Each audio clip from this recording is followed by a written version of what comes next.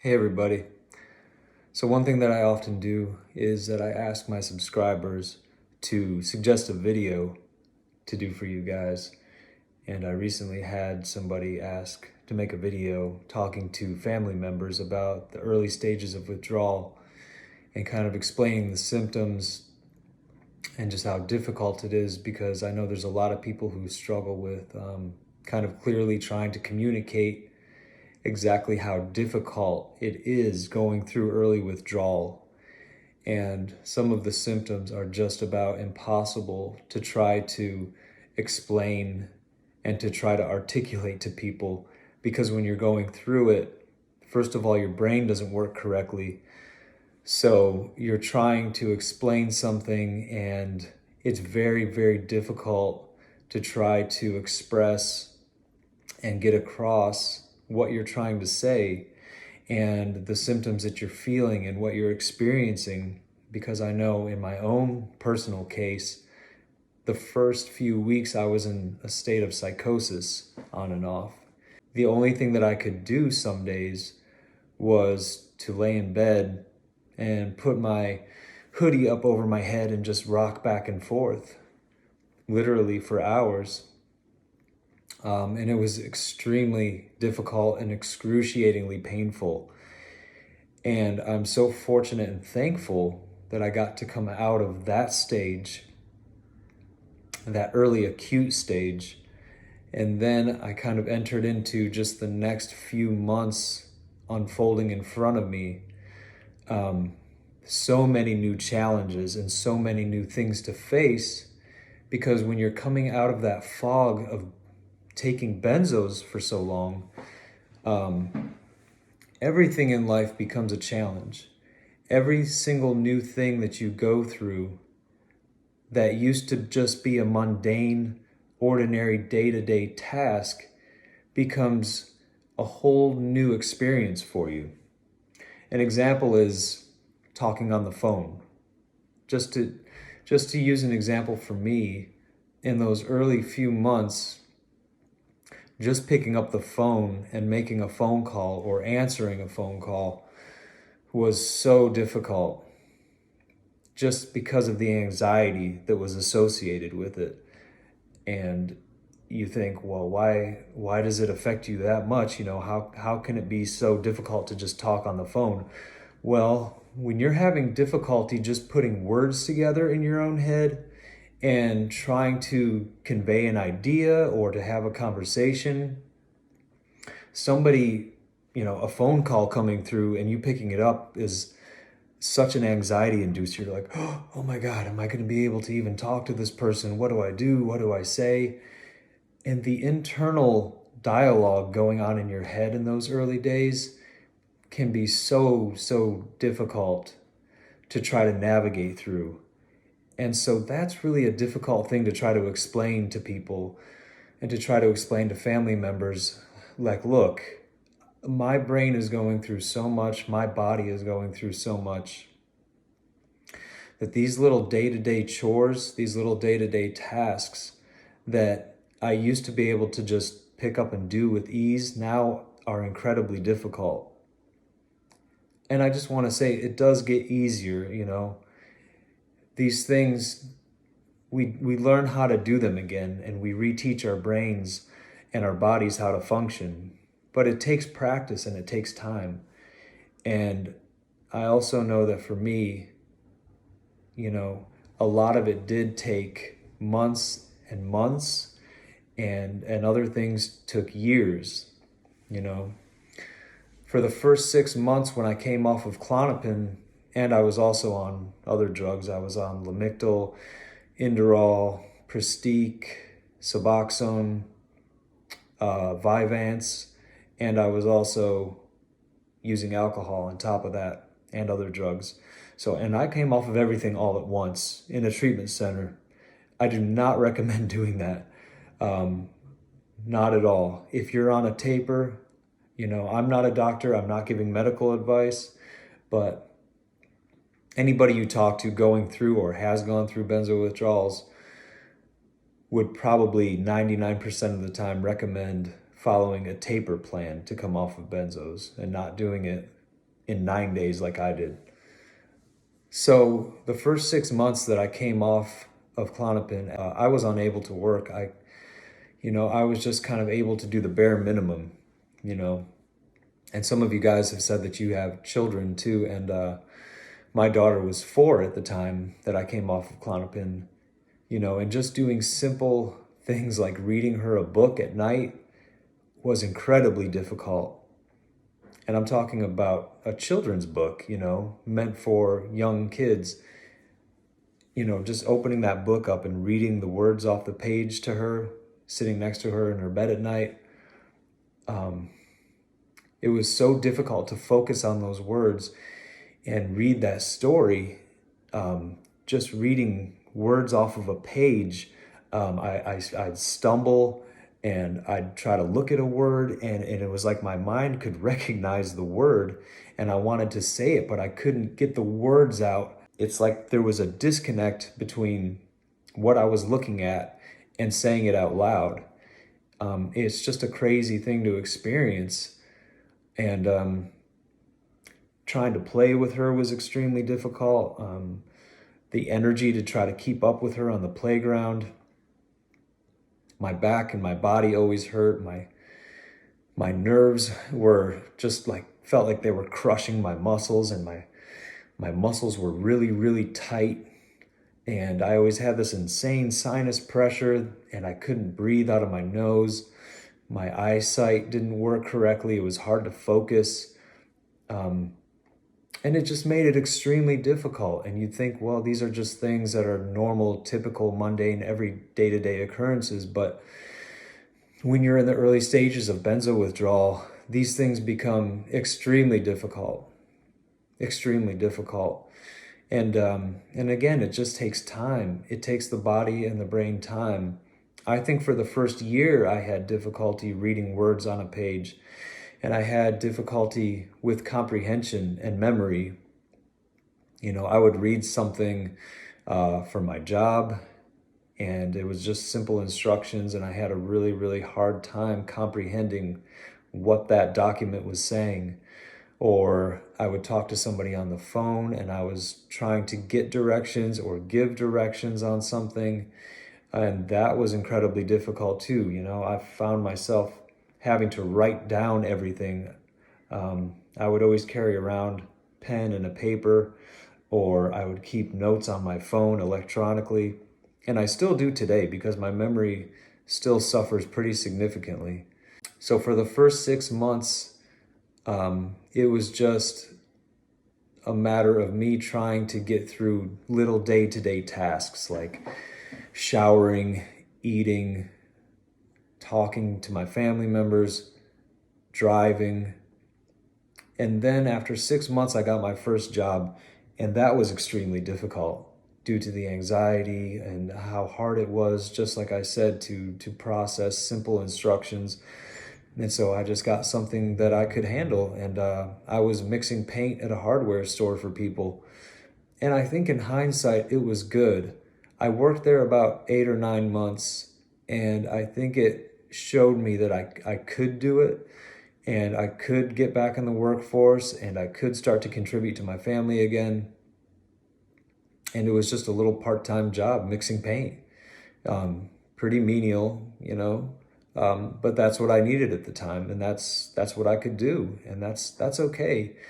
We're all trying to do what we can in these early stages, and we have to be easy on ourselves. And I know that it's really difficult for family members and loved ones who aren't going through it to look at you and say, what, I don't understand, how can this drug that you are on affect you this badly and affect you this deeply? And the simple fact is that it just does. I mean, I was on benzos for 13 years, and I was taking a high dose. I was taking 5 milligrams of Klonopin every single day, and then some. Sometimes I would take more every single day. And 13 years is a pretty good long time to be on benzos. And, to the level that affected me, like I said, I was incapacitated for quite a few weeks. And then I just slowly started coming out of it, but even years on, I continue to have symptoms, and I'll be 7 years benzo free in about a month, and it still affects me. And there's other people who, they only took benzos for a few months. I've even read accounts of people who took benzos for a few weeks and have been as badly affected as I was after 13 years of daily use. So these are powerful, potent drugs. And, it's not to be taken lightly that these drugs do affect people years and years on in a lot of cases.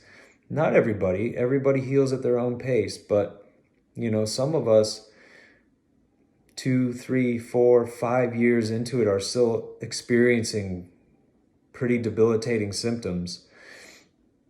And I don't say that to scare anybody or if anybody's going through it right now. In my own experience, I would say at around the 9-month mark, I started to experience a lot of healing and things started to get a lot better for me. And it was just a slow, gradual process. There was nothing that I did that changed anything overnight. It was just a process of healing over time. For the first few months, I also felt like I had the flu every day. I was just achy and tired, and I felt miserable. The only place I ever really got any relief was taking a hot shower, and that seemed to help me a little bit. But it was just so incredibly difficult. And I do want family members to know that if you're dealing with somebody or you love somebody or you have somebody in your life that is suffering from benzo withdrawal, I know it's hard for you too. I know that it's hard to have a loved one who is incapacitated and sick and struggling. It affects everybody. It really does. It's hard on the family members who are put in a position of trying to manage their own lives and having to and watch us struggle. It's really hard. But these symptoms do last a long time. It's not like any other drug, I was an opiate addict for years and years, and coming off of opiates was miserable and it sucked. But those symptoms would last for a few days or maybe a week. And then I would start to get healthy and better again. And I can tell you, coming off of benzos was completely different. It's not like any other drug out there, the way that it completely affects the entire body, what it does to you, the symptoms that last and last. It just damages the body and the nervous system on such a deep level that it literally takes years to recover from. Also, the anxiety that just lasts and lasts and really doesn't let up in those first few weeks and months, and in some cases even years, is incredibly difficult to deal with, and it just overburdens the body and it taxes the body and the nervous system so heavily. This flooding of the body of cortisol constantly, because we took a drug that kind of shut that down for a long time. And when that drug is taken away, our bodies don't have a way to naturally keep us calm and to try to help us out in stressful circumstances. So when something comes up that stresses the body, and it can just be a normal everyday thing, to us in early withdrawal, it feels tremendously stressful because we have no calming chemicals to keep us at a kind of homeostasis. So we react and we feel it so heavily when something stresses us out or makes us anxious or makes us angry. And, for us going through it, we just have to remember that that's what's happening. We don't have those natural chemicals in our body that are supposed to be there to supply us with comfort and to try to meet challenges and meet anxiety with a level of calm. We're just not able to do that. We're not able to self-soothe and have our natural healthy chemicals come into play when we feel stressed and anxious. And so for somebody watching that happen to somebody, and it looks probably ridiculous and crazy. I mean, I remember things happening in my first year where I just felt like uncomfortable all the time, like my clothes never felt right on my body. I had this big benzo belly, so I was wearing these extra baggy like t-shirts to try to conceal it, which looked, stupid on me because I'm a pretty thin guy. And I would just be walking around the house and I would stub my toe, or the dog would pee on the floor, which are pretty annoying things to happen, but normally you would just look at it and be like, okay, I'll deal with this. For me, in those early stages, I would feel rage. I mean, literal rage, like my hands clenched and I'm just like about to scream because, there's a mess on the floor that the dog just made. And you know in your rational mind that that's not a typical reaction and it's not normal, but still you can't help yourself from feeling those emotions when they come up because you just don't have those natural chemicals inside you to allow you to deal with the normal things in life that you're supposed to be able to deal with. And those things just take time. It does come back. It does get better, but it takes time, and everybody's timeline is different. So I wouldn't have any expectation of healing by a certain date. Just because I started to get better in 9 months doesn't mean that that's going to be somebody else's story. Somebody else might heal a lot quicker than me or much later than me. It just depends. But while you're going through it, give yourself some grace, give yourself some compassion. And if you're a family member dealing with somebody going through it, try to extend that same grace and compassion, even though it's hard sometimes. I know. I put my wife through it and I put my daughter through it. And you feel horrible because you're not being the kind of person that you would wish yourself to be, and you're not being the kind of person that you want to be in that moment. But you're also dealing with a ton of stressors on your body, and it's going to get better. It's going to get better. I remember my daughter, trying to discipline her when she was 4 and way overreacting. And some of the things that I did, I just look back and I cringe and like, oh man, I wish I could have responded in a more healthy way to her at that time, but I just didn't have the tools to do it, and I didn't have the presence of mind to be able to do it at that time. So it's gotten better, and it's good today. But when you're going through it, it's difficult, and it's very, very hard, and it's like learning how to live life all over again. And going through all these little things that you did before and relearning, just like a baby learning to crawl or a baby learning to walk.